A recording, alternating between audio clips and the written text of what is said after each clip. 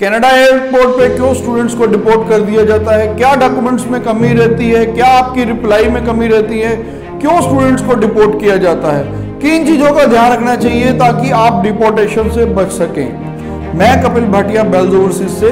आज हम बात करेंगे स्टूडेंट्स को किन किन डॉक्यूमेंट्स का ध्यान रखना चाहिए ताकि आपको कनाडा के एयरपोर्ट पे किसी भी परेशानी का सामना ना करना पड़े। आपको जो CBSA है उसको प्रॉपरली आप सेटिस्फाई कर सकें ताकि आप एक वैलिड एंट्री लें, क्योंकि CBSA के पास पूरा राइट है कि वो आपकी एंट्री को डिनाइड कर सकते हैं, आपको डिपोर्ट कर सकते हैं। तो जो स्टूडेंट्स को किन किन डॉक्यूमेंट्स का ध्यान रखना चाहिए और क्या क्या चीज़ों का ध्यान रखना चाहिए, इसी चीज़ पे आज का ये वीडियो रहेगा।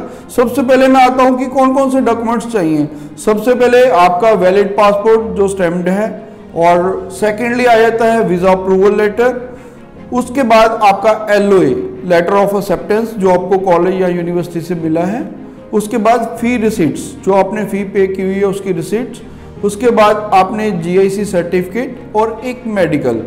एक बात का ध्यान रखिएगा कि जो मेडिकल है अगर आपका 1 ईयर हो चुका है तो वो एक्सपायर हो जाता है, उसके बाद भी वो आपकी एंट्री डिनाइड कर देते हैं। क्योंकि जब भी आपने ट्रेवल करना है तो ये ध्यान रखिएगा कि जो मेडिकल है वो आपका GC की अगर आप पोर्टल में एक्टिव रहना चाहिए, आपका वीज़ा एक्टिव होना चाहिए। अगर आपका 1 साल हो गया तो वहाँ पर भी वो वीज़ा आपका इनएक्टिव कर देते हैं। तो ये बात जरूर ध्यान रखिए। पीछे बहुत सारे स्टूडेंट्स को पीछे दिल्ली एयरपोर्ट से भी वापस भेजा, और सेकेंडली कुछ स्टूडेंट्स को तो यहाँ से फ्लाई ही नहीं करने दिया गया था क्योंकि उनका वीज़ा एक्टिव नहीं था। तो ये सारे स्टूडेंट्स को इस चीज़ का खास ध्यान रखना है, मेडिकल का अपना जरूर चेक कर लें। उसके बाद अगर आपने ऑनलाइन क्लासेस के लिए ज्वाइन कर लिया, आपको लेटर ऑफ एनरोलमेंट लगवाना है, साथ में वो भी लेके जाना है।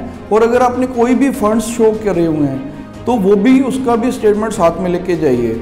और उसके बाद आपने जो कोविड की जो भी डोज कोविशील्ड की डोज लगाई है, फर्स्ट का भी सर्टिफिकेट, सेकेंड का भी सर्टिफिकेट, और दोनों का सर्टिफिकेट आपने कैरी भी करना साथ में। और साथ में इस बात का जरूर ध्यान रखिएगा कि आपने अराइव कैन ऐप पे भी उसकी सारी डिटेल्स डालनी है। और इन सब की आप साथ साथ आपके ओरिजिनल डॉक्यूमेंट्स होने चाहिए, आपका IELTS का सर्टिफिकेट वो भी TRF भी होना चाहिए। और इसके साथ साथ आपने जो बाकी जो डॉक्यूमेंट्स हैं उनकी सॉफ्ट कॉपी भी रखनी है और हार्ड कॉपी भी अपने साथ कैरी करनी है ताकि आपको किसी किस्म की भी कोई और परेशानी वहाँ पर ना हो। और एक बात बहुत इंपॉर्टेंट है कि आज की डेट में जैसे कि इनडायरेक्ट रूट से स्टूडेंट्स जा रहे हैं, तो अगर आपको वहाँ पर पीछे एक स्टूडेंट का ये केस आया था कि उनको वापस कर दिया गया था क्योंकि डिपोर्ट का कारण मेन रीज़न यही था कि वो वहाँ पर आंसर ही नहीं दे पाया उनको। जैसे सपोज आप टोरंटो वैंकूवर पे उतरे हो लेकिन आपने जाना वैंकूवर में था, आपका जो कॉलेज है या यूनिवर्सिटी है वो आपके वैंकूवर में है, तो आप उनको सेटिस्फाई करिए कि हो सकता है आपको वैंकूवर की टिकट नहीं मिल रही थी, या अगर मान लीजिए जहाँ पर भी आपका कॉलेज है वहाँ पर अगर आप फ्लाइट्स नहीं जा रही तो आप उनको सेटिस्फाई करिए कि मेरा ये रीज़न है अदरवाइज। और सेकेंडली एक स्टूडेंट्स अगर 1 स्टेप अहेड जाना चाहते तो अपने GC की का पोर्टल भी साथ लेके जाइए।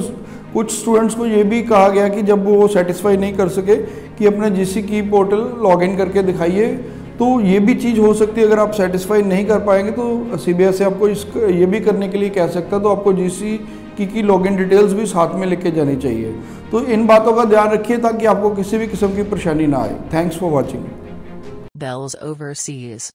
Visit us or call us for visa services. Follow us on our social handles for latest offers and updates.